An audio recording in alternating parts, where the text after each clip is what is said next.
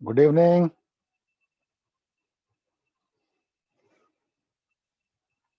Good evening, sir.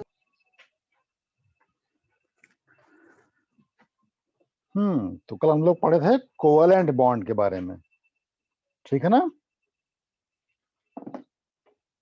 तो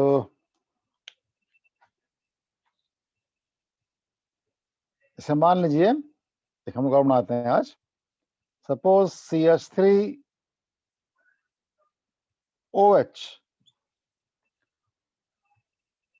ठीक है। तो किस तरह बॉन्डिंग होगी इसमें?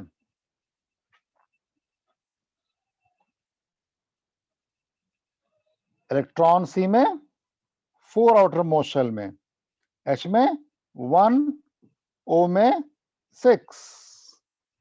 तो C requires 4 electron, H requires 1 electron, O requires 2 electron to complete its octet, ठीक है। सभी का 8 पूरा करना होता है, ठीक। तो जिसको इलेक्ट्रॉन चाहिए होगा ज्यादा वो रहेगा बीच में। तो C, इसके अराउंड H हो गया ये, O जो है वो 2 इलेक्ट्रॉन शेयरिंग करेगा, H एक ही करेगा और C करेगा 4 की शेयर। तो C में इलेक्ट्रॉन कितने हो गए? 4 हो गए आउटर मोस्ट शेल में, H में 1 1 हो गए, O में 6 electron in the outermost shell, H में 1। तो एक इलेक्ट्रॉन की ये शेयरिंग कर लेगा, एक ये शेयर कर लेगा, एक ये शेयर कर लेगा, एक ये शेयर कर लेगा। ये O जो है वो एक यहां शेयर किया, एक यहां शेयर करेगा ये, तो ये हो गया O का, और C का हो गया ये, ठीक है। जितने इलेक्ट्रॉन की शेयरिंग हुई है उतने बॉन्ड यहां पर हम बना देते हैं। तो ये आपका इस तरह बन जाएगा CH3OH, ओके। ये तो था कोवेलेंट बॉन्ड जहां पर म्यूचुअल शेयरिंग ऑफ इलेक्ट्रॉन्स थी, म्यूचुअल शेयरिंग ऑफ इलेक्ट्रॉन्स, ठीक।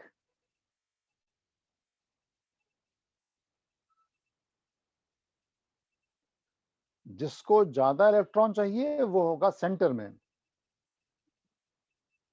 या फिर जिसके पास होगा वैकेंट d ऑर्बिटल वो भी कहां होगा? वो होगा सेंटर में। जितने इलेक्ट्रॉन की शेयरिंग कराएंगे उतने उसमें बॉन्ड रहेंगे, ओके। टाइप कर दें इसको।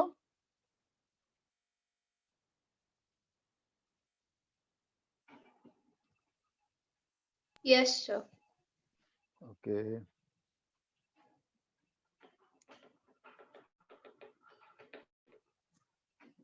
आज हम लोग पढ़ेंगे कोऑर्डिनेट बॉन्ड, कोऑर्डिनेट बॉन्ड और डेटिव बॉन्ड भी कहते हैं इसको,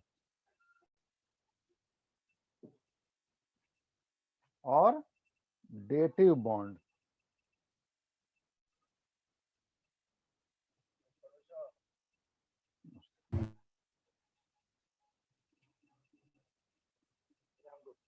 पिछले बार में आपको मुलाकात होगा तो पैसा बचा था, जो 200 जमा किए थे ना, जो 200 जो जमा किए थे आप लोग उस ट्रांसफर वाले केस में, तो उसमें से पैसा बच गया था, 151 बच गया है।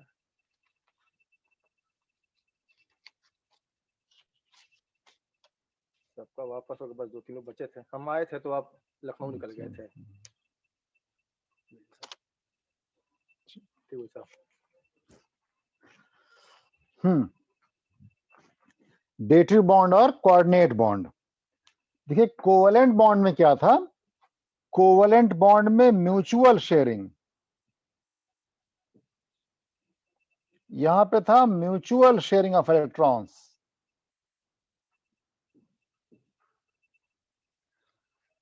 इलेक्ट्रॉन दोनों का शेयर करते हैं आप। अगर हमने O2 लिखा है यहां पर ये, या H2 लिखा मान लीजिए आपने यहां पर ये, तो क्या होगा? एक इलेक्ट्रॉन इसका, एक, दोनों क्या हुई? शेयरिंग।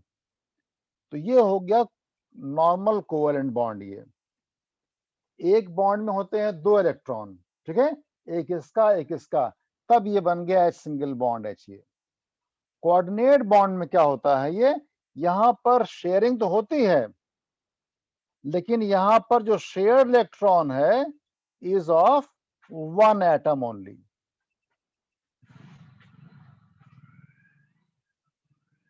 ठीक है, जो दोनों इलेक्ट्रॉन होंगे यहां पर ये, वो एक एटम का होगा।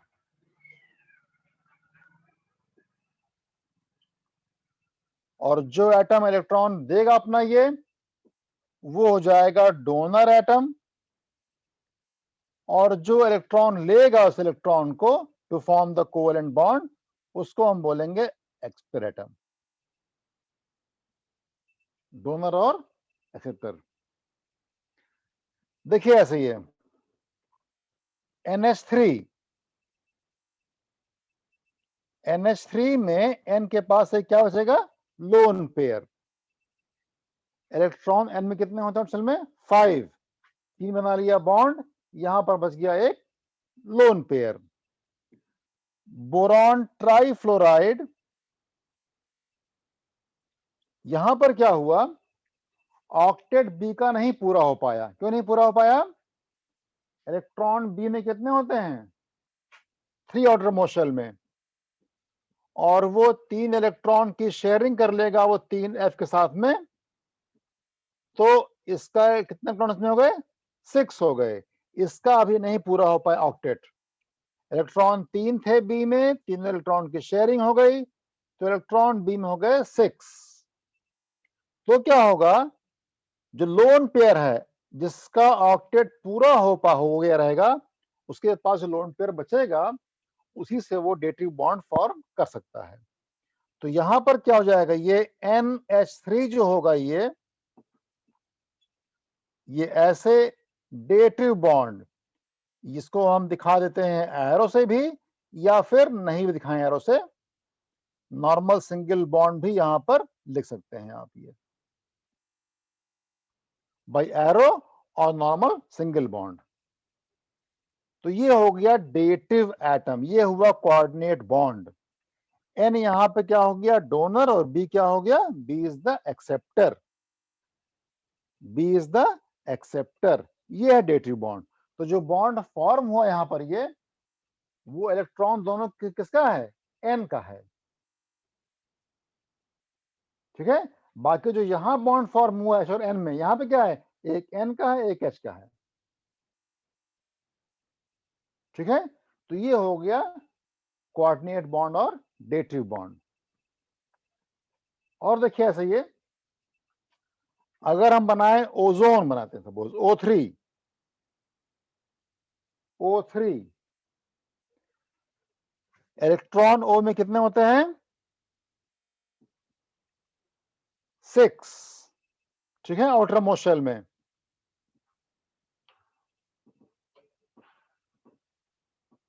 6 यहां भी हो गया। ये इलेक्ट्रॉन शेयर कर लिया इसने,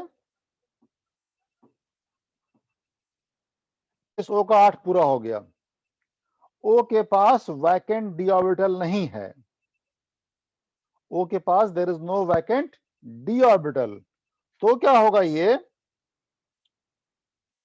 जो ये वाला आपका इलेक्ट्रॉन यहां पर है, ये तो हो गया, इसकी ऐसे बॉन्डिंग हो गई यहां पर, ये इसकी इलेक्ट्रॉन शेयरिंग ऐसे हुई, इस वाले O का इलेक्ट्रॉन इसमें तो काउंट हुआ, इसका इसमें काउंट नहीं हुआ। तो जो यहां पर डेटिव बॉन्ड फॉर्म हुआ वो आपका ऐसे हो गया, ये हुआ नॉर्मल कोवेलेंट बॉन्ड, और यहां पर क्या हुआ, ये सिंगल बॉन्ड O है। ये यहां पर जब आप इलेक्ट्रॉन शो कर देंगे तो आप जान जाएंगे कि डेटिव बॉन्ड है कि नहीं है। ठीक है, देखिए इस वाले O में इलेक्ट्रॉन 6 थे पहले आउटर मोशल में, अभी भी 6 हैं, फिर भी यहां बॉन्ड फॉर्म हो गया। मींस जो ये बॉन्ड है, ये इसमें इलेक्ट्रॉन दोनों किसके हैं, इस वाले O के हैं, जो सेंटर ऊपर जो है इलेक्ट्रॉन आपका। यहां पर क्या है, नॉर्मल कोवेलेंट बॉन्ड, इसने 2 इलेक्ट्रॉन शेयरिंग कर ली यहां पर, ये तो यहां हो गया डबल बॉन्ड आपका। ठीक है, तो जिसके पास लोन पेयर रहेगा, ठीक, और वो ऑल इलेक्ट्रॉन शेयर नहीं कर पाएगा, तो यहां पे क्या बन गया आपका, ये डेटिव बॉन्ड फॉर्म हो गया। ओके,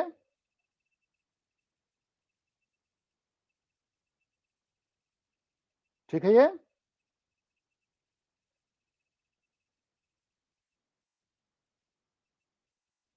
बताइए,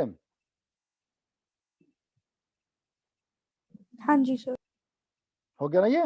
रब कर दें इसको। जी सर। अभी और देखिए आप ये,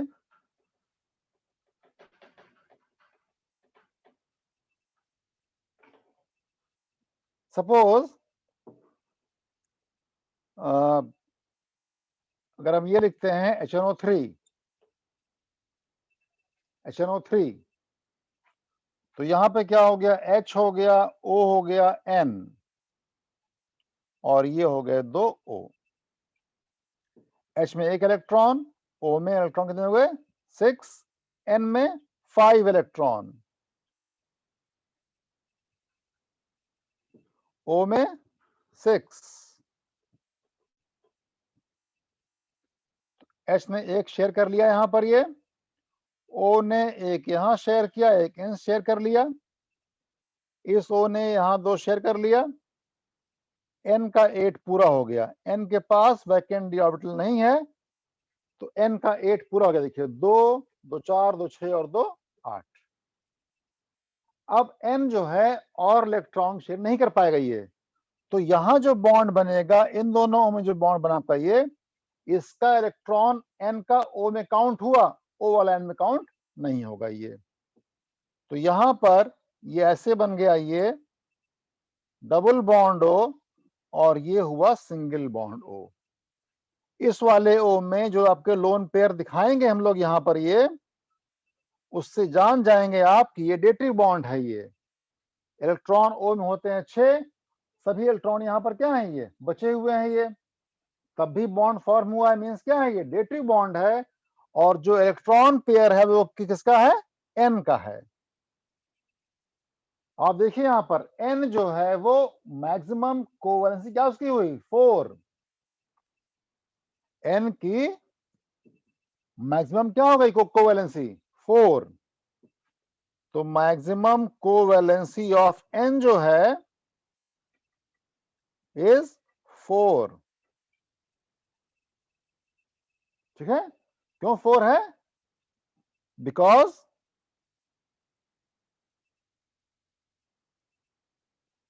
ओनली 1s, आपका 1 नंबर है, ये 1s एंड 3 p ऑर्बिटल्स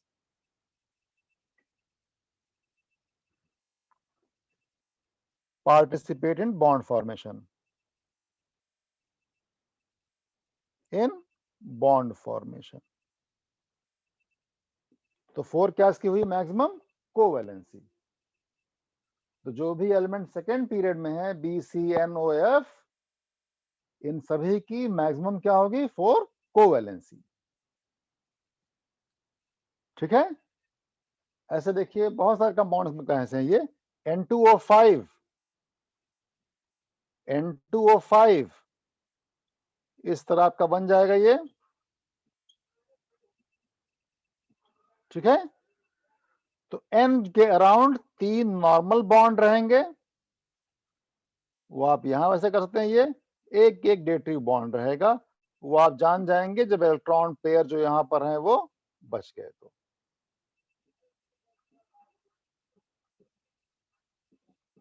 इस तरीके से N पे कोई लोन पेयर नहीं है।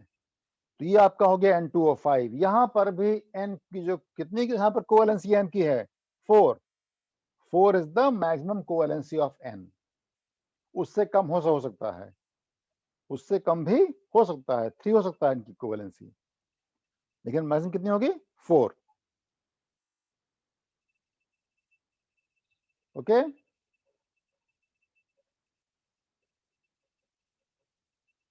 तो ये है डेटिव बॉन्ड और कोऑर्डिनेट बॉन्ड। ऐसे ये एक चाहे आप लोग और देख लीजिए, ये अगर हम लिखते हैं NH4 प्लस, NH4 प्लस, ठीक है, तो एक्चुअल में क्या होता है, ये होता है फॉर्म ऐसे NH3 और प्लस H प्लस। NH3 में क्या होगा, अगर हम बनाएं इसको अलग से आप लोग ये, तो क्या पाएंगे, N में इलेक्ट्रॉन होते हैं 5, 3 इलेक्ट्रॉन की शेयरिंग कर लेगा वो H से, यहां पर एक क्या बचेगा, लोन पेयर।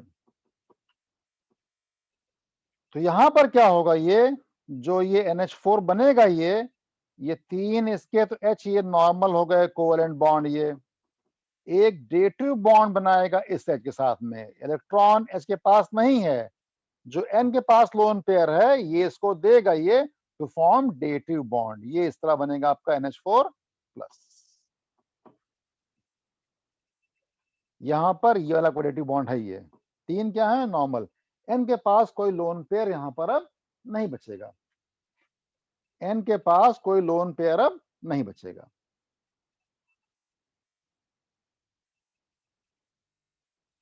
ओके, सबको आ गया अब हाँ जी सर। ये है डेटिव बॉन्ड या कोऑर्डिनेट बॉन्ड, ये ठीक है। अब लिख दीजिए फॉर्मल चार्ज। देखिए फॉर्मल चार्ज कैसे आप फाइंड करेंगे, फॉर्मल चार्ज का फॉर्मूला एक आपका होता है ये, formal charge is equal to total number of valence electron, total valence electron on free atom, जब वो कोई बॉन्डिंग नहीं करता है तब, minus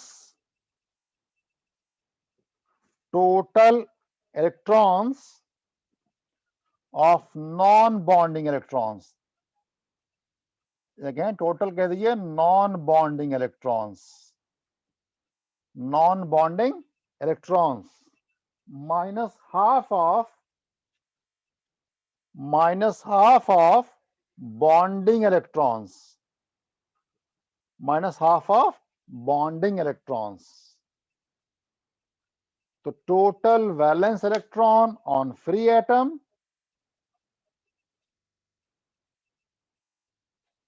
minus total non bonding electron minus half bonding electrons, minus half bonding electrons, ठीक है। देखिए ऐसे ये कैसे हुआ, ये इसका मतलब क्या होगा,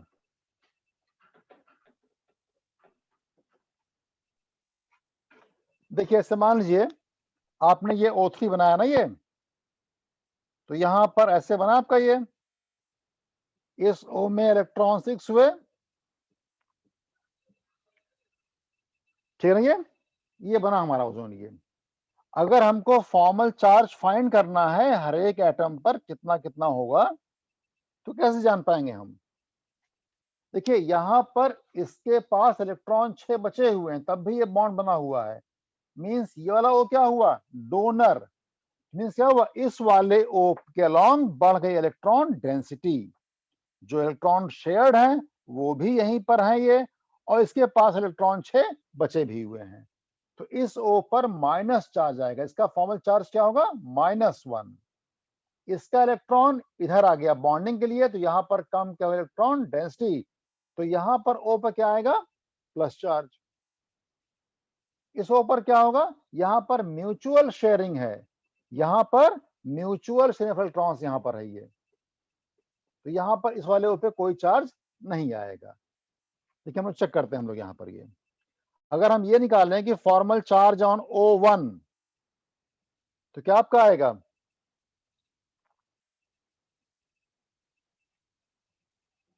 देखिए electron in the on free atom, O में इलेक्ट्रॉन कितने होते हैं असल में, 6 होते हैं, तो 6 minus total number of bonding electrons, total number of non bonding electrons, 2 2 4 2 6 -6 minus half of number of bonding electrons. एक बॉन्ड है इसके अलोंग, ये एक बॉन्ड मीन्स क्या हुआ, 2 इलेक्ट्रॉन, 1 बॉन्ड मीन्स 2 इलेक्ट्रॉन, तो कितना आपका आ गया ये -1, देखिए आ गया। तो इस वाले O पर -1 फॉर्मल चार्ज है। अब अगर हम बात करें formal charge on O second, तो क्या आपका आएगा ये 6 माइनस नॉन बॉन्डिंग इलेक्ट्रॉन्स, कितने हैं यहां पर, सिर्फ 2, माइनस हाफ ऑफ इस O ने कितने बॉन्ड बनाए हुए हैं, एक इधर 2 इधर 3, ठीक है, एक बॉन्ड होता है 2 इलेक्ट्रॉन, तो 3 बॉन्ड है मीन्स 6 इलेक्ट्रॉन। तो कितना हो गया ये 6 माइनस 5, कितना आ गया +1। अब हम थर्ड O देखिए आप, ये ऑन O थर्ड, तो क्या आपका आ जाएगा, बोलिए 6 माइनस कितने 4 माइनस हाफ, इस O ने बनाए हैं 2 बॉन्ड मीन्स 4 इलेक्ट्रॉन, कितना आ गया 0। तो जहां पर नॉर्मल कोवेलेंट बॉन्ड होगा, जहां पर नॉर्मल शेयरिंग है, वहां पर 0 क्या आएगा, फॉर्मल चार्ज। इस तरीके से ये, ठीक है।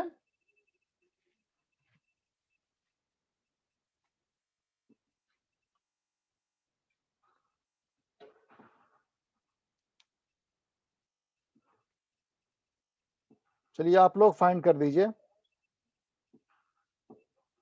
C पे और O पे क्या होगा फॉर्मल चार्ज, C और O पर क्या होगा फॉर्मल चार्ज।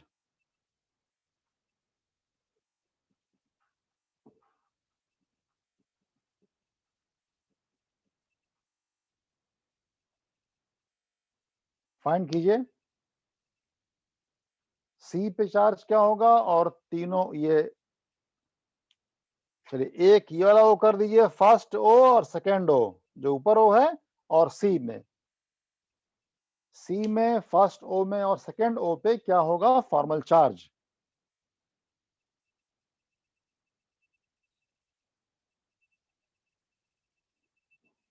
फाइंड कीजिए,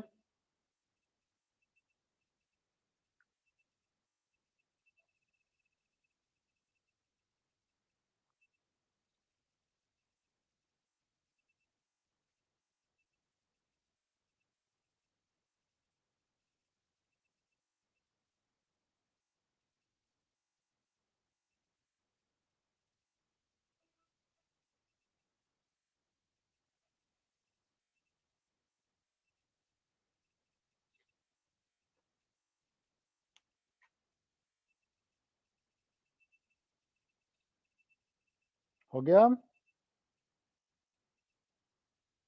इस वाले O पर और इस वाले O पर और यहाँ पर C पर फॉर्मल चार्ज क्या आएगा,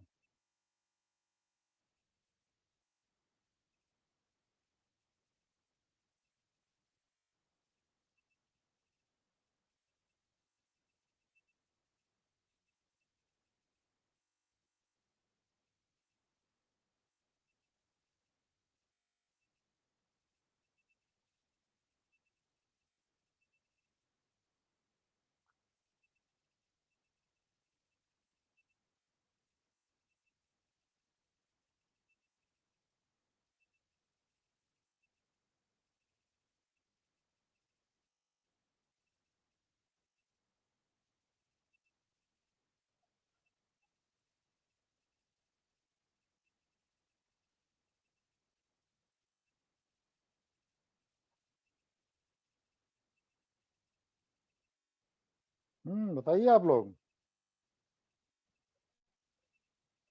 हो गया।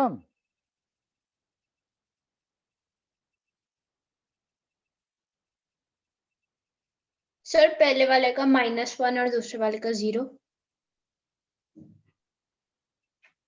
तो कितना इसका आएगा -1 इसका आ जाएगा, ठीक है। इसका कितना आएगा 0। सी पे क्या आएगा, सी पे क्या आएगा, सर सी का नहीं निकाला, एक मिनट।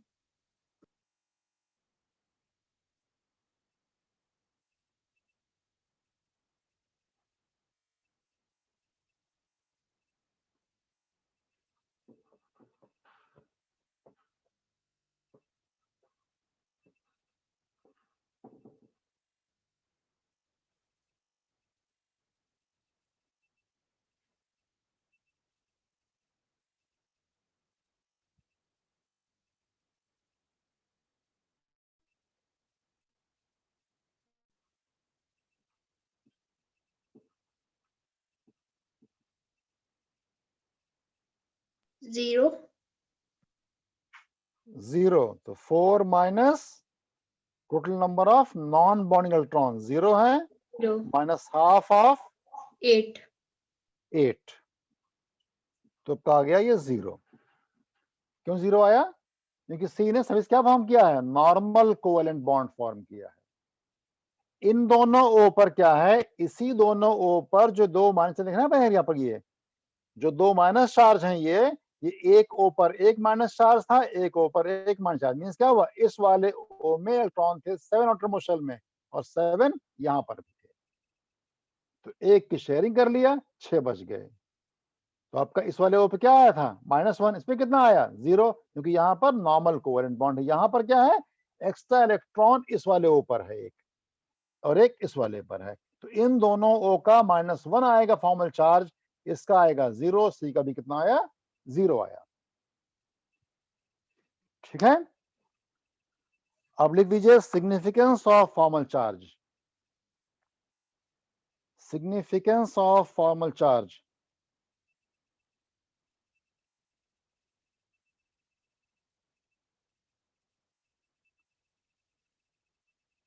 देखिए, it helps to select the most stable structure,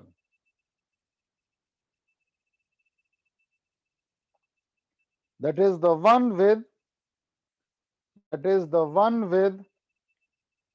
least energy out of different possible structures, out of different possible Lewis structures.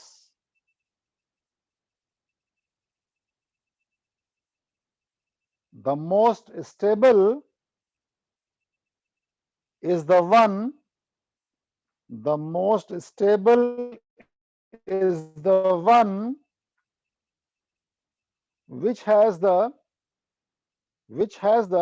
smallest formal charge on atom, which has the smallest formal charge on atoms. तो जिन पे सबसे कम होगा formal charge, वो होगा more stable structure, ठीक है।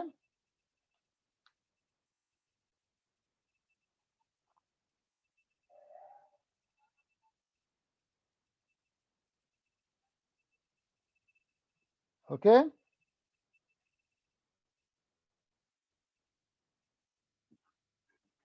आगे हम लोग देखेंगे आप लोग ये कि कैसे आप डिफरेंट लिखेंगे लेविस स्ट्रक्चर्स जो हैं, वो जो हम लोग पढ़ेंगे रेजोनेंस।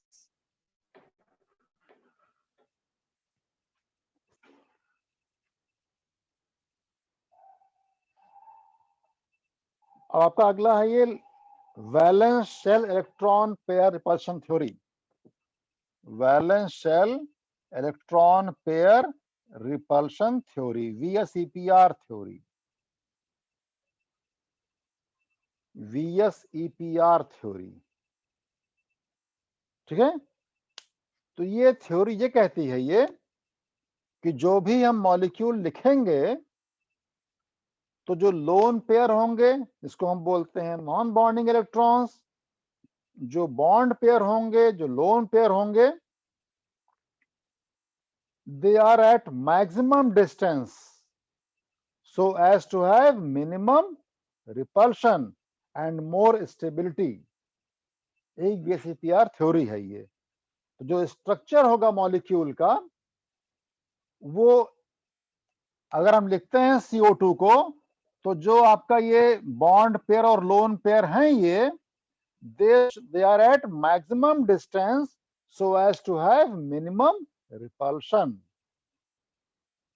यही है VSEPR की थ्योरी।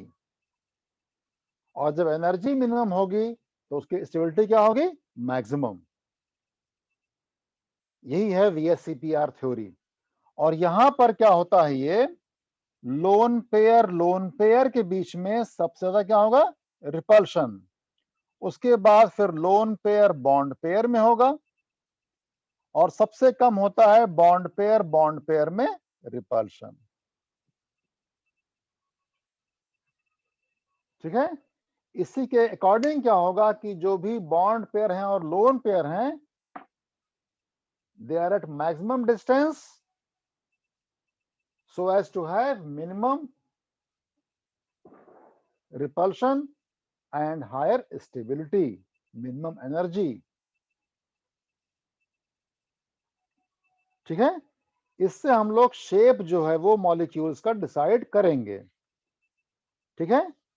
लेकिन शेप से पहले जो है, हम लोग अभी एक थ्योरी और पढ़ लेते हैं, वो है वैलेंस बॉन्ड थ्योरी। तो हम लोग इस पर दोबारा अभी आएंगे हम लोग VSEPR थ्योरी पे। क्योंकि जो भी लोन पेयर और बॉन्ड पेयर से क्या होगा, ये इससे जो है हम लोग उस हर एक मॉलिक्यूल का स्ट्रक्चर करेक्टली डिफाइन नहीं कर पाएंगे, कुछ कुछ में होगा डेविएशन। ठीक है। तो क्यों उसमें होगा, ये हम लोग पहले पढ़ लेते हैं वैलेंस बॉन्ड थ्योरी, तब इसको देखते हैं। देखिए वैलेंस बॉन्ड थ्योरी में क्या है, वैलेंस बॉन्ड थ्योरी VBT में क्या है। वैलेंस बॉन्ड थ्योरी में क्या है, जैसे कि अब तक देखा हम लोगों ने, हम लोग क्या बोलते थे कि इलेक्ट्रॉन्स जो हैं वो शेयर किए। अगर H2 बना आपका ये, तो हमने क्या बोल दिया, इलेक्ट्रॉन्स जो हैं वो शेयर हुए इलेक्ट्रॉन्स। ठीक है। वैलेंस बॉन्ड थ्योरी में क्या है, वैलेंस बॉन्ड थ्योरी में क्या है कि ऑर्बिटल्स कंबाइन। इन्होंने कह दिया कि ऑर्बिटल्स कंबाइन।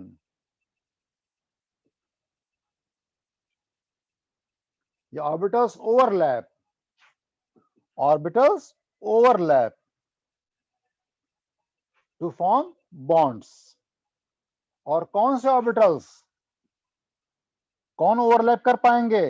जिनमें इलेक्ट्रॉन्स अनपेयर्ड होंगे विद अपोजिट स्पिन, जिनके स्पिन भी क्या हो, अपोजिट हो, वही आपस में कंबाइन या ओवरलैप कर पाएंगे। ठीक है। अब देखिए यहां पर बॉन्ड कैसे फॉर्म होता है। अगर हम बात कर रहे हैं H2 की, तो H2 में क्या है, एक हो गया न्यूक्लियस, यहाँ पे एक न्यूक्लियस है, इसमें एक प्रोटॉन, यहाँ एक प्रोटॉन हो गया, इसके बाहर एक इलेक्ट्रॉन, इसके बाहर भी एक electron. When they come close to each other, तो क्या होगा, जो इलेक्ट्रॉन है यहाँ पर वैलेंस शेल में, इन दोनों में क्या होगा, रिपल्शन। इसका इलेक्ट्रॉन, इसका प्रोटॉन, दोनों में क्या होगा, अट्रैक्शन। इसका प्रोटॉन, इस दोनों में क्या होगा, अट्रैक्शन होगा ये। तो जब अट्रैक्शन फोर्स ज्यादा किससे जाएगा, रिपल्शन फोर्स से, तो वो बॉन्ड फॉर्म हो गया। ठीक। और जब बॉन्ड फॉर्म होगा तब उसकी एनर्जी क्या हो जाएगी, मिनिमम। उसकी एनर्जी क्या रहेगी, मिनिमम। मींस वो क्या हो गया, मोर स्टेबल हो गया ये। तो यहां पर क्या है, इसे H में क्या हुआ, इलेक्ट्रॉन कहां पर है, S ऑर्बिटल में। इसमें इलेक्ट्रॉन कहां पर है, S में है।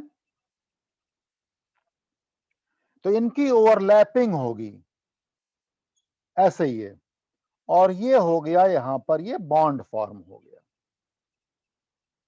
ये यहां पर बॉन्ड फॉर्म हो गया ये by the overlapping of atomic orbitals. ठीक है, तो इस वाले एच में क्या होगा, जो स्पिन है और जो यहां स्पिन है दोनों क्या होंगे, ये अपोजिट। तो जो यहां पर आपका इलेक्ट्रॉन बन गया है वो ऐसे हो गया, ये एक इलेक्ट्रॉन यहां अनपेयर्ड है, एक यहां अनपेयर्ड है। ठीक है, अगर हम बात करें HF की मान लीजिए, तो यहां पर क्या होगा, एस एफ में क्या होगा, पी ऑर्बिटल। तो एस और पी जो है वो ऐसे ओवरलैप कर गए।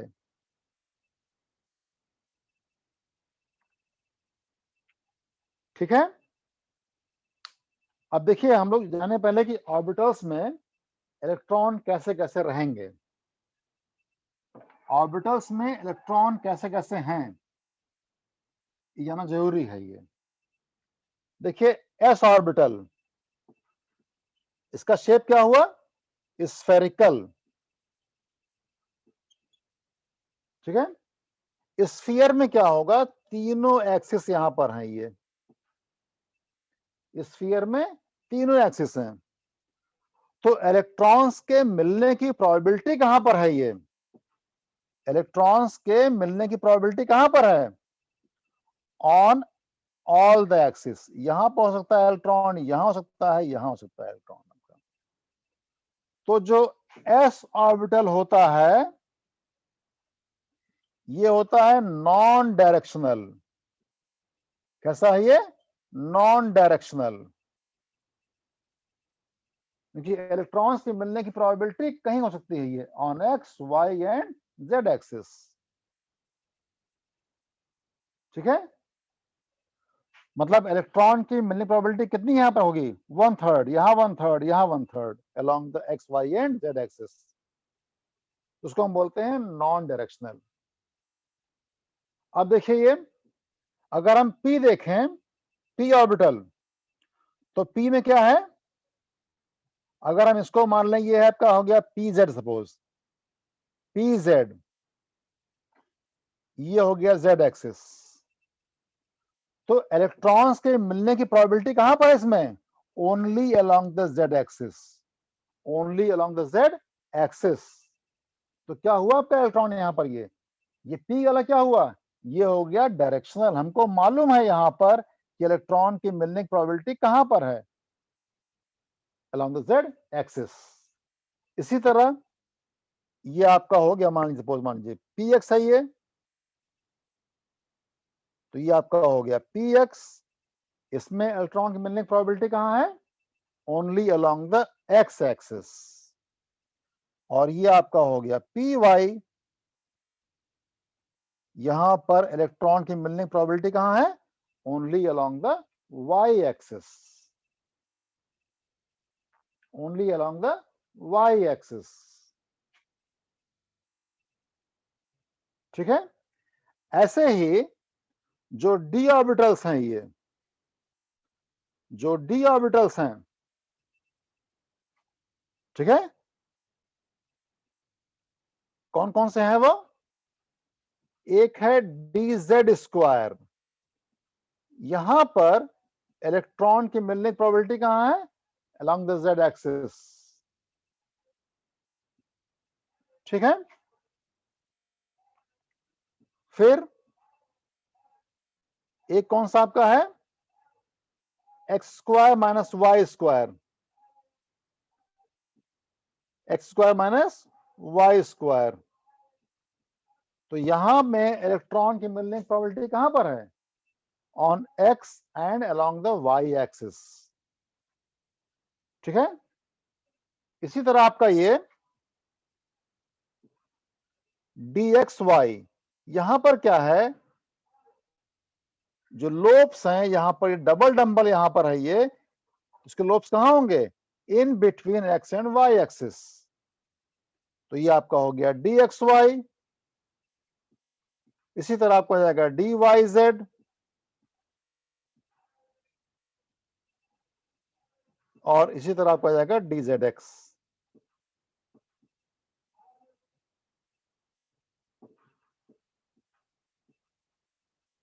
ठीक है,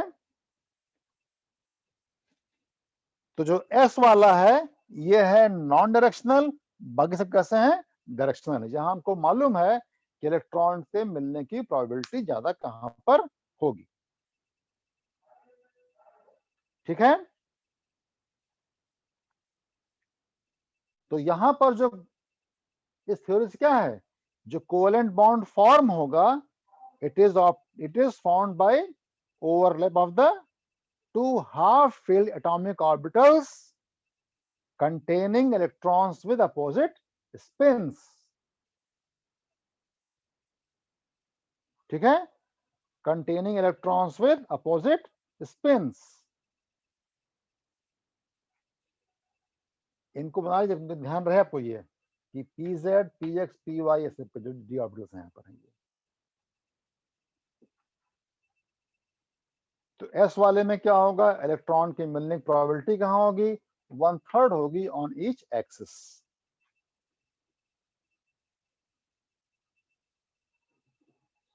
और सब में फिक्स्ड है, ये अलोंग z एक्सिस, ये अलोंग x, ये अलोंग y, इस तरीके से ये।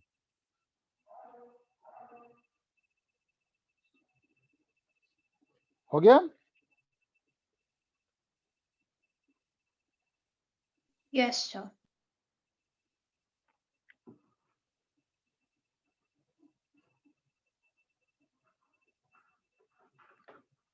अब देखिए यहां पर ये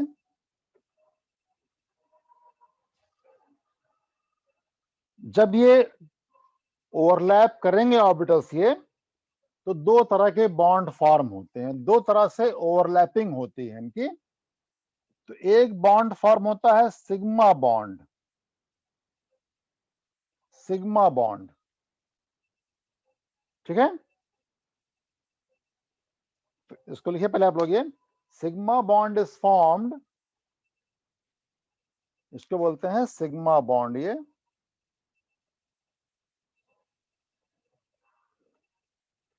देखिए, sigma bond is formed by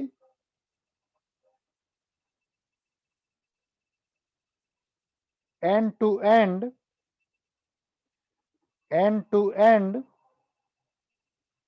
or axial overlap, end to end or axial overlap of atomic orbitals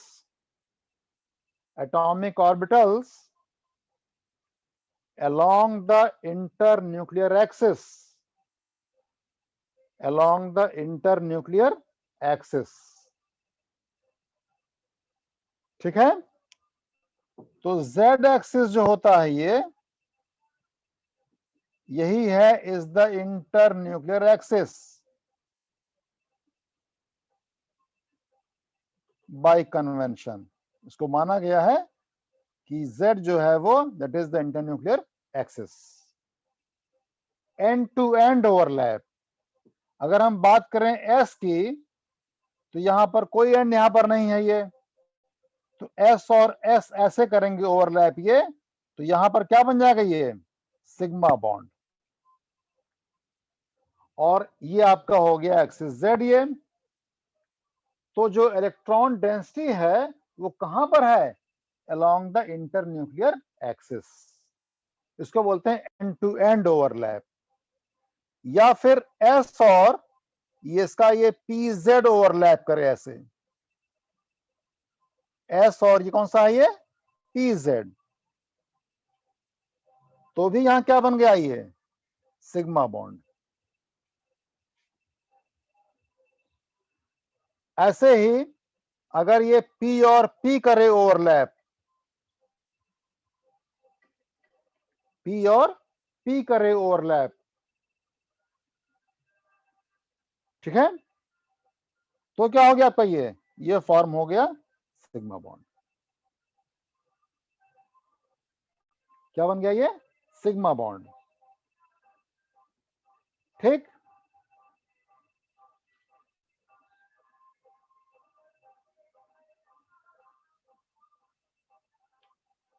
इसी तरह आपका P और D कर सकते हैं, वो मतलब अगले हफ्ते आएगा ये बन गया आपका ये। तो जब S और S ओवरलैप किया, S और क्या ओवरलैप किया, PZ, और ये हो गया PZ और PZ जब ओवरलैप किया ये तो भी क्या बना ये सिग्मा बॉन्ड, तब फॉर्म होता है सिग्मा बॉन्ड। ठीक है, अब ध्यान रहे जब Z यहां पर हो गया इंटर न्यूक्लियर एक्सिस का हो गया ये, तो S और PX, S एंड PX और S एंड PY, इसमें नो ओवरलैप, इसमें ओवरलैप नहीं हो पाएगा।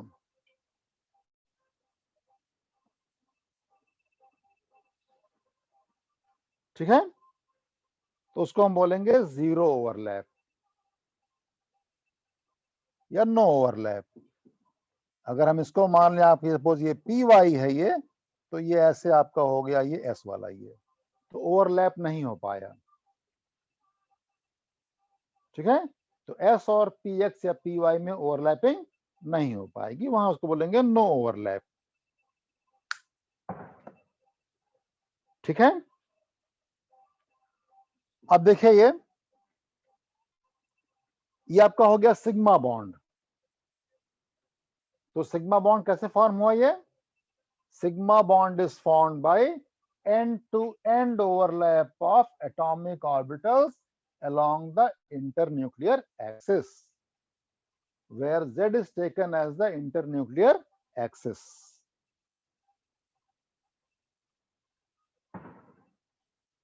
ठीक, यहां तक रब कर दें इसको। Yes, sir. नेक्स्ट आपका है पाई बॉन्ड। नेक्स्ट आपका है pi bond.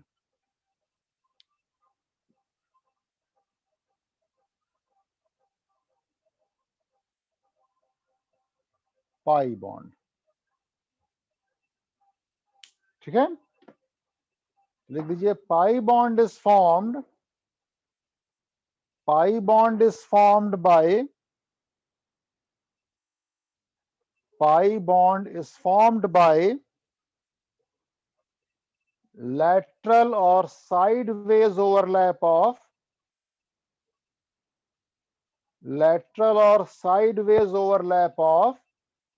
p orbitals in a direction at right angles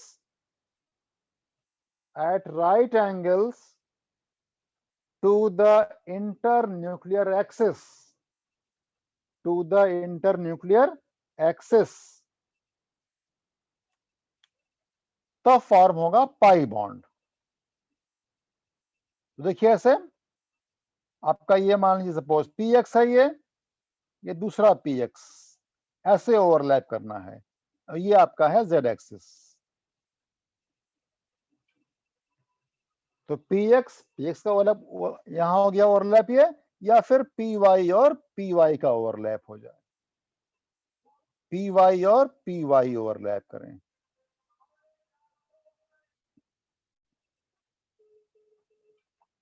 देखिए यहां पर इलेक्ट्रॉन डेंसिटी कहां पर है ये, यहां above and below the plane of the internuclear axis। तो कहां पर है, इसके राइट एंगल पे।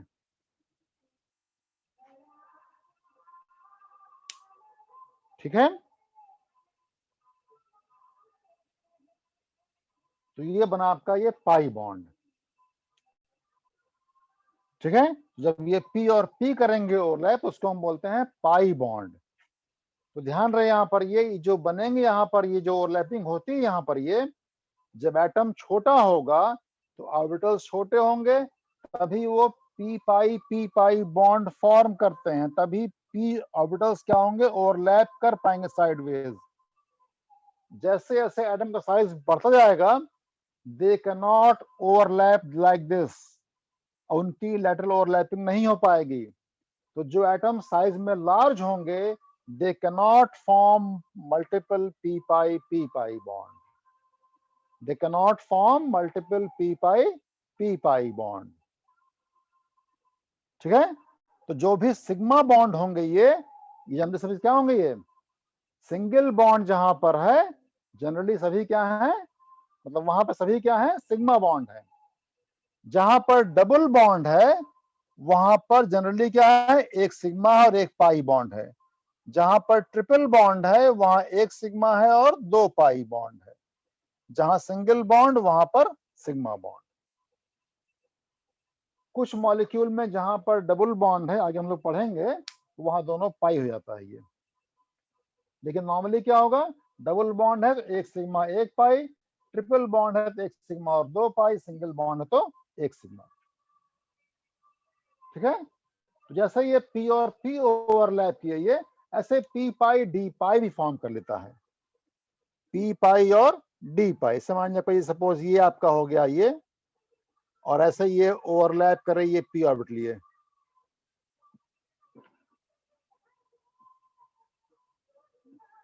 ये आपका ऐसे मान लीजिए है, तो ऐसे ये ओवरलैप किया ये पी ऑर्बिटल ऐसे ये, तो ये हो गया पी पाई डी पाई। कुछ में ऐसे बॉन्ड भी फॉर्म होंगे,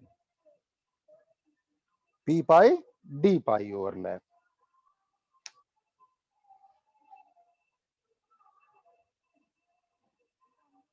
ठीक है, तो जितना ज्यादा इलेक्ट्रॉन डेंसिटी होगी उतना स्ट्रॉन्ग क्या होता है, बॉन्ड। जितना ज्यादा इलेक्ट्रॉन डेंसिटी होगी उतना स्ट्रॉन्ग क्या होगा, वो बॉन्ड होगा। ठीक है, और देखिए जब हम बात करते हैं ऑर्बिटल्स की, तो ऑर्बिटल्स क्या होते हैं, they are the wave function, they are the wave function. इसको ध्यान रखिए आप लोग, ये हम लोग उसको भी आगे देखेंगे कि यहां पर ये ऑर्बिटल्स क्या होते हैं, वेव फंक्शन, मतलब उसके दो फेज होंगे, ऐसे आपको मान लीजिए। ठीक है, तो जो साइन होता है उस पे वो कोई चार्ज नहीं है प्लस माइनस, ये वो क्या शो करता है, इसका शो करता है phase, phase of the wave function.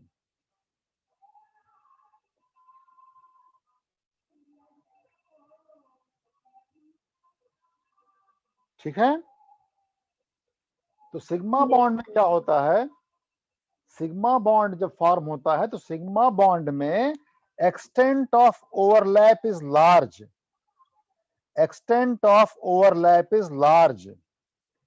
इसीलिए सिग्मा बॉन्ड जो होता है that is comparatively stronger than the pi bond. ठीक है, सिग्मा बॉन्ड जब बना तो वहां पे क्या है, extent of overlap is large as compared of pi bond formation. That is why sigma bond is stronger than pi bond. Also, जब सिग्मा बॉन्ड फॉर्म होता है तो इलेक्ट्रॉन्स कहां पर हैं, ये along the internuclear axis। तो इलेक्ट्रॉन डेंसिटी यहां पे क्या हुई, ज्यादा का कहां हो गई, along the internuclear axis। जबकि यहां पर क्या है, इलेक्ट्रॉन क्लाउड ऐसे ऐसे है, ऊपर नीचे। ठीक है, मतलब ये ऊपर इलेक्ट्रॉन डेंसिटी है, नीचे इलेक्ट्रॉन डेंसिटी है, ये आपका हो गया इंटरनल एक्सिस यहां पर ये। तो इलेक्ट्रॉन डेंसिटी जो हमारी है ये ऐसे है ये। ठीक है, और यहां पर कहां है, अलोंग द इंटरन्यूक्लियर एक्सिस है ये। तो सिग्मा बॉन्ड्स क्या होते हैं, उनमें दे आर स्ट्रॉन्गर बॉन्ड, और इलेक्ट्रॉन क्लाउड जो यहां पर है वो that is symmetrical about the line joining the two nuclei, यहां पर ये। और यहां पर क्या है, ये अनसिमेट्रिकल। यहां पर above and below the plane होगा। यहां पर इलेक्ट्रॉन क्लाउड कहां पर है, above and below the internuclear axis, और यहां पे कहां होगा, अलोंग द इंटरन्यूक्लियर एक्सिस। ठीक है, देखिए बॉन्ड जो हम लोग बताते हैं ना आप लोग, ये कि H2 बॉन्ड आपका यहां पर, ये एक्चुअली में ये बॉन्ड क्या है, ये बॉन्ड है कि इस यहां पर ज्यादा हो गई इलेक्ट्रॉन डेंसिटी तभी ये बॉन्ड फॉर्म हो गया, ठीक है, तभी ये बॉन्ड यहां पर फॉर्म हुआ ये। तो जब हम लोग पढ़ेंगे मॉलिक्यूलर ऑर्बिटल थ्योरी पढ़ेंगे, तब देखेंगे वहां पर कैसे ये वेव जो फंक्शन है वो कैसे वहां पर उसका यूटिलाइजेशन होगा, ठीक। और क्या होता है ये सिग्मा बॉन्ड में क्या होगा, तो चाहे तो आप लोग दोनों का डिफरेंस लिख लीजिए आप लोग, है ना, ये स्कूल एग्जाम में आएगा, ये लिखवा दें।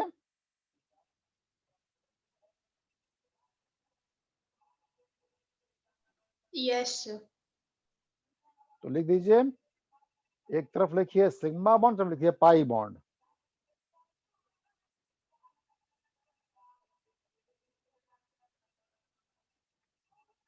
तो सिग्मा वाले में लिख दीजिए पहले, sigma bond is formed by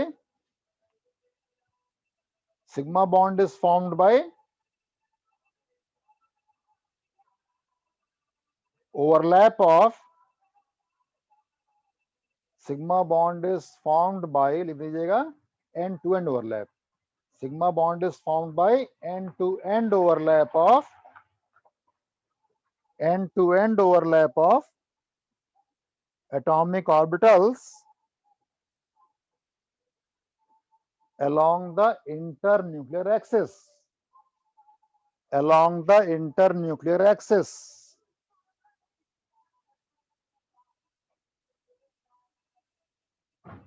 अब पाई वाले में लिख दीजिए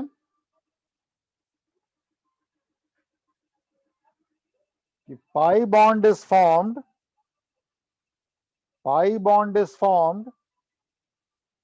by sideways overlap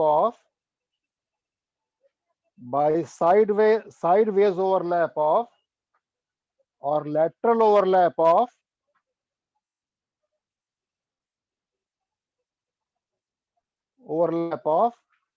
pure p orbitals,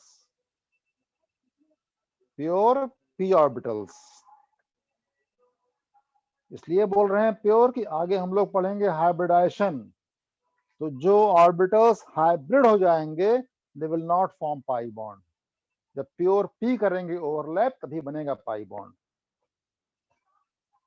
second point लिख दीजिए सिग्मा वाले में, the extent of overlap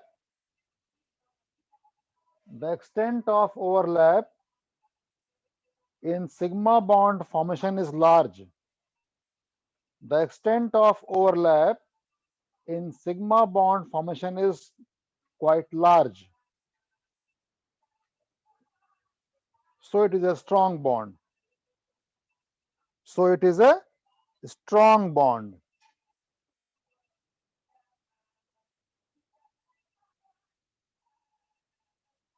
अब लिख दीजिए पाई वाले में,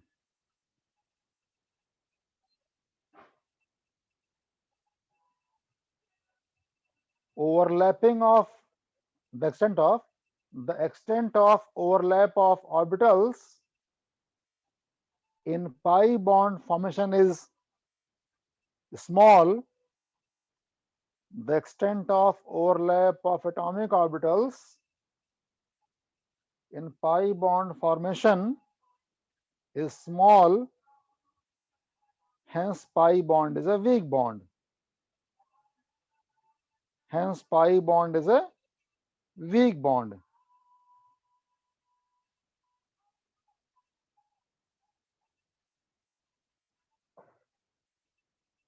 फिर लिख दीजिए next point, sigma bond consists of only one electron cloud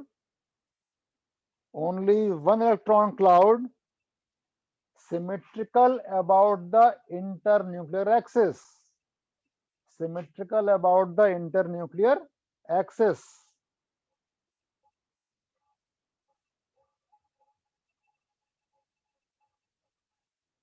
अब उसमें लिख दीजिए पाई बॉन्ड वाले में pi bond consists of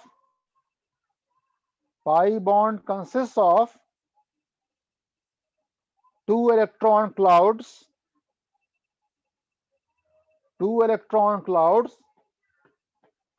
ठीक है, above and below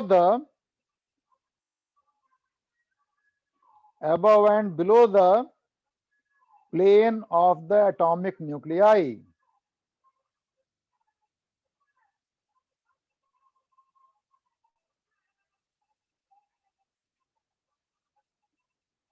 ठीक है,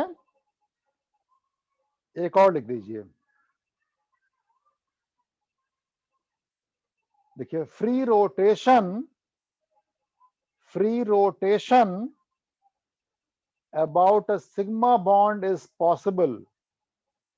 फ्री रोटेशन ऑफ लीजिएगा, फ्री रोटेशन ऑफ एटम्स और groups around a sigma bond is possible.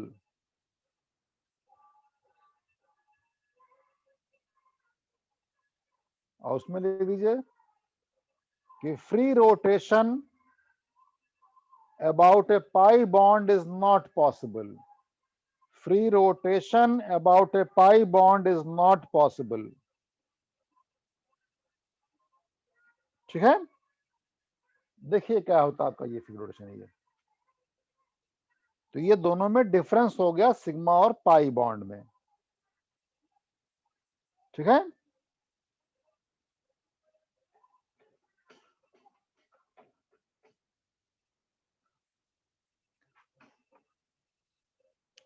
देखिए ऐसे अगर मान लीजिए ऑर्बिटल्स क्या है, वेव फंक्शन, अगर सेम फेज अगर ओवरलैप करता है, ये मतलब पॉजिटिव पॉजिटिव नेगेटिव नेगेटिव, दोनों का फेज क्या है, अलग अलग ऐसे ही है, ठीक है, तब इसको हम बोलते हैं पॉजिटिव ओवरलैप। ये क्या हुआ, ये पॉजिटिव ओवरलैप। और जब इनके फेज क्या होंगे, अपोजिट रहेंगे, पॉजिटिव नेगेटिव, और ये आपका हो गया ये पॉजिटिव नेगेटिव, सॉरी इसका नेगेटिव इसका पॉजिटिव, इस तरीके से, ठीक है। तो ये हो जाएगा नेगेटिव ओवरलैप। वो क्या होगा, नेगेटिव ओवरलैप। दोनों के फेस क्या हो गए, अलग, तो यहां पर बॉन्ड फॉर्म नहीं होगा। ये आगे हम लोग पढ़ेंगे उसमें एमओटी में। अब देखिए ये जो हम लोग बात कर रहे थे कि फ्री रोटेशन क्या है, उसमें नहीं हुआ, इसमें हुआ रोटेशन। क्या होता है फ्री रोटेशन, ये देखिए अगर हम ये लिखें सी सिंगल बॉन्ड सी और इस सी पर 3 H हो गया, ये इसका नाम क्या है, इथेन हुआ ना ये। तो आप लोगों के गिरने पे ना आप लोग, ये अगर हम ये मान लें कि सी यहां पर एक सी यहां पर है, ये सिग्मा बॉन्ड है ये, ठीक है, एक सी यहां पर एक सी यहां पर, ये इस सी पर 3 क्या लगे हैं, H, इस सी पर 3 क्या लगे हैं, H। तो यहां पर फ्री क्या इसका हो पाया, rotation along the sigma bond, ये उसी को बोलते हैं फ्री रोटेशन, हम बोलते हैं इसको अलोंग द सिग्मा बॉन्ड। ये इस सी और सी बॉन्ड के अलोंग क्या होगा, ऐसे जो आपके H है यहां पर, ये दे कैन रोटेट फ्रीली, ऐसे ही है, ठीक। जब यहां पर डबल बॉन्ड आ जाएगा तो ये हो गया, मानिए सपोज अगर हम ये लिख दें,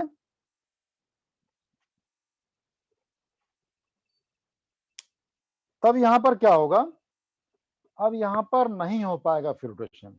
क्यों, देखिए सिग्मा बॉन्ड जब बना था तो इलेक्ट्रॉन डेंसिटी कहां थी, अलोंग द इंटरन्यूक्लियर एक्सिस थी ये, और पाई में क्या हुआ, अबव एंड बिलो द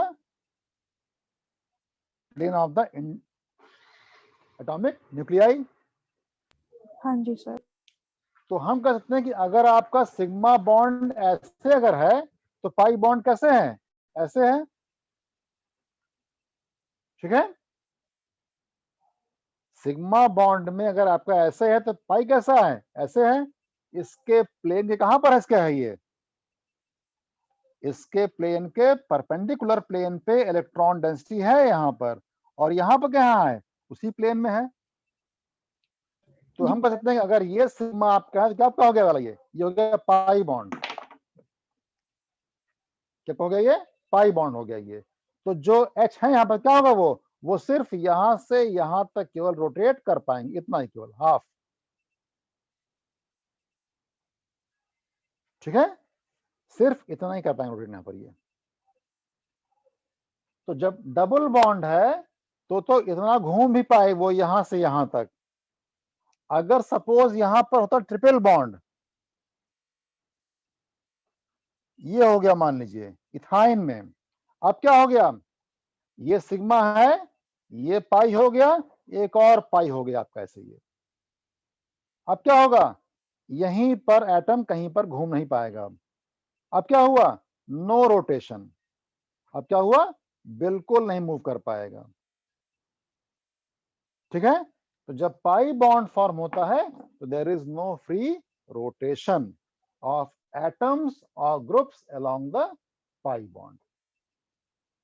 जब सिग्मा में क्या होगा, देयर इज फ्री रोटेशन, इसके अलोंग क्या होगा, वो फ्रीली से रोटेट कर सकता है।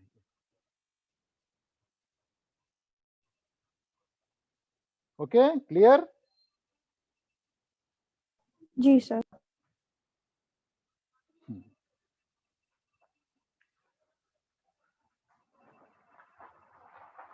अब जो है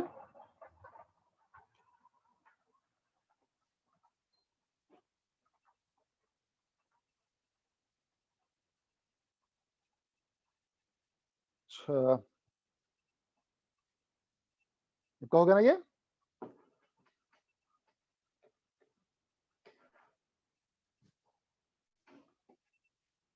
अब लिख लीजिए आप लोग, बॉन्ड लेंथ क्या होती है, बॉन्ड लेंथ क्या होगी।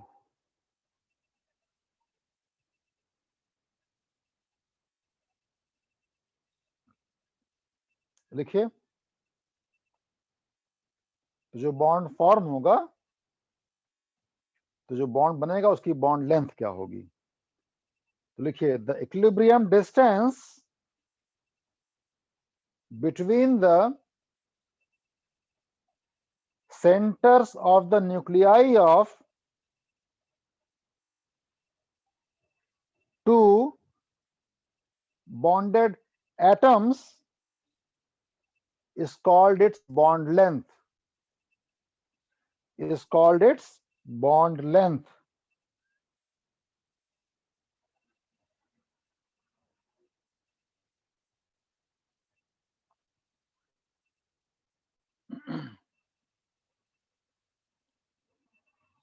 ठीक है,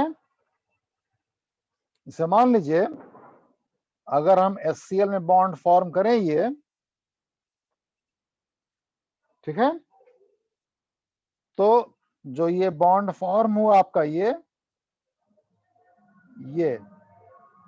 हो गया इसका इंटरन्यूक्लियर डिस्टेंस, जो इसकी बॉन्ड लेंथ है, जो क्या इसका है, ये बॉन्ड लेंथ है ये,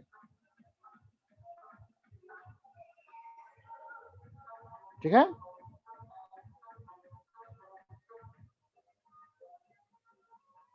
अब लिख दीजिए फैक्टर्स अफेक्टिंग,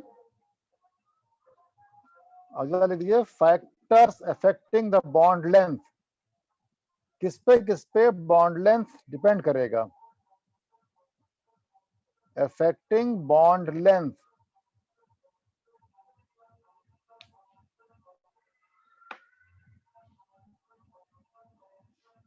पहला लिखिए एटॉमिक साइज, एटॉमिक साइज,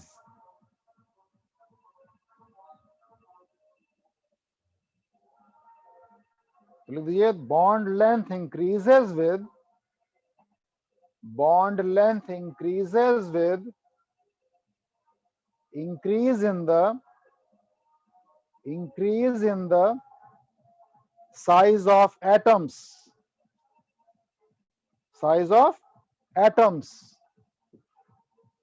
जितना साइज बड़ा होता जाएगा उतना ही बॉन्ड लेंथ क्या उसकी होगी, बड़ी हो जाएगी।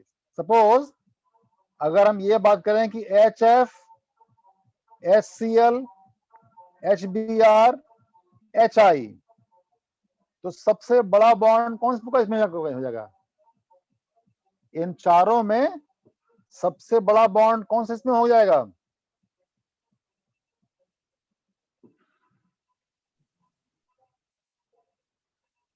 देखिए ये हो गया I, ये हो गया HA, ये हो गया इसकी बॉन्ड लेंथ, ठीक है। Br, FCl, BrI, ये सभी कहां पर है? ये ग्रुप में FCl, BrI। तो जितना बड़ा एटम उतना बड़ा उसका ऑर्बिटल, ठीक है। तो यहां पे क्या होगा, I बड़ा हो गया, इसका बॉन्ड लेंथ क्या होगी, ज्यादा हो जाएगी, ठीक है। Yes, sir. जितना बड़ा साइज उतना बड़ा उसका बॉन्ड, ठीक। और जितना बड़ा बॉन्ड उतना वीक बॉन्ड, जितना बड़ा बॉन्ड रहेगा उतना ही वो बॉन्ड क्या होगा, वीक, मतलब वो बॉन्ड इजीली क्या होगा, ब्रेक हो जाएगा। अगर आपको पेन ब्रेक करना है इट इज इजियर, अगर आपको कैप ब्रेक करना है तो क्या हो गया, डिफिकल्ट हुआ ना ये। ऐसे यहां पर भी होगा, ये जितना बड़ा बॉन्ड लेंथ उतना वीकर बॉन्ड। तो बॉन्ड लेंथ क्या होगी, वो एटॉमिक साइज पे डिपेंड किया। पहला आपका ये एटॉमिक साइज बड़ा, बॉन्ड लेंथ बड़ी हो गई। सेकंड लिख दीजिए, multiplicity of bond, multiplicity of bond.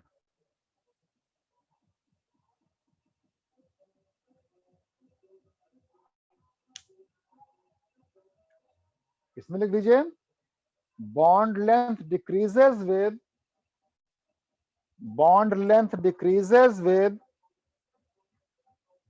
multiplicity of bond, bond length decreases with multiplicity of the bond। मतलब क्या हुआ इसका कि अगर ट्रिपल बॉन्ड है तो इसकी बॉन्ड लेंथ छोटी होगी डबल बॉन्ड के लेंथ से, और सिंगल बॉन्ड सबसे बड़ा होगा। डबल बॉन्ड ज्यादा, ठीक है, तो ट्रिपल बॉन्ड छोटा होगा, डबल बॉन्ड उससे बड़ा, सिंगल बॉन्ड सबसे बड़ा होगा सिंगल बॉन्ड। जितना ज्यादा बॉन्ड उतनी कम उसकी बॉन्ड लेंथ,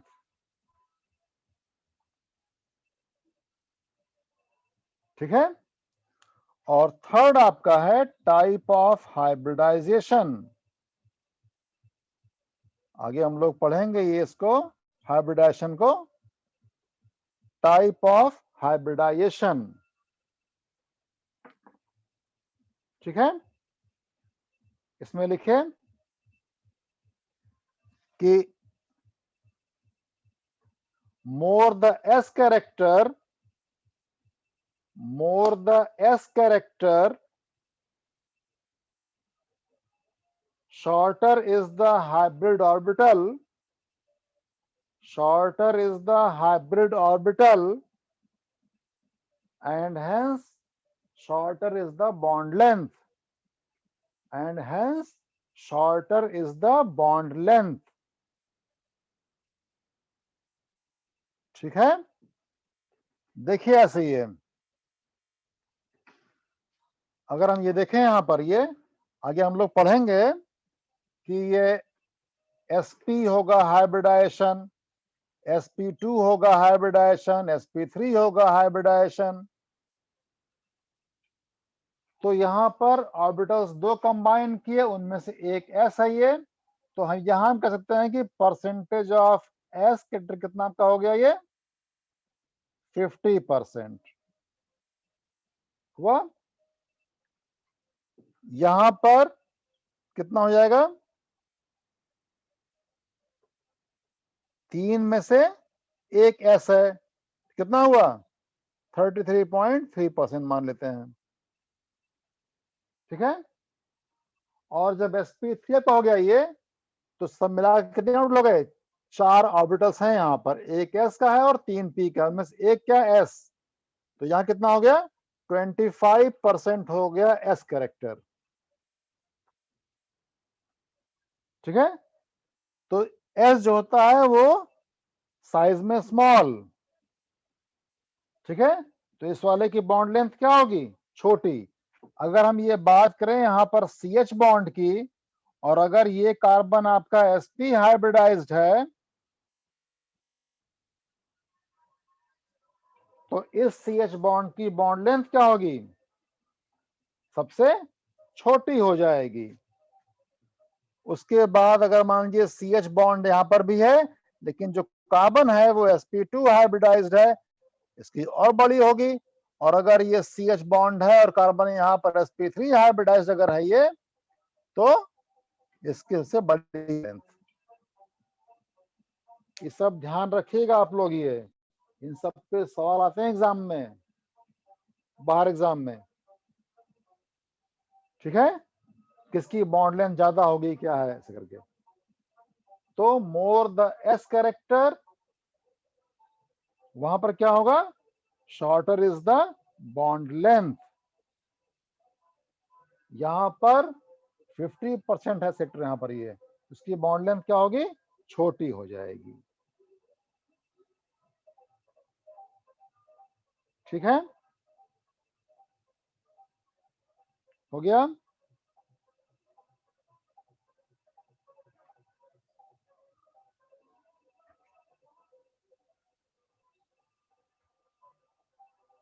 रब कर दें इसको। Yes, sir.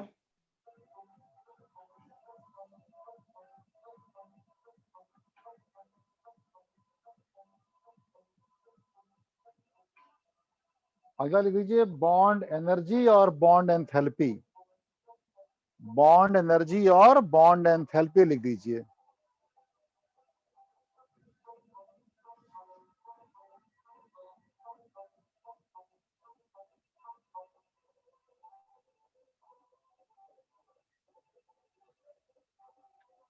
लिखिए the amount of energy required, the amount of energy required to break 1 mole of bonds,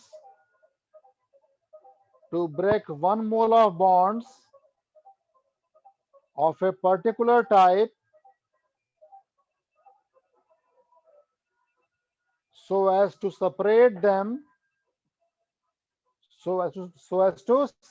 them into gaseous atoms is called bond dissociation enthalpy, or simply bond enthalpy,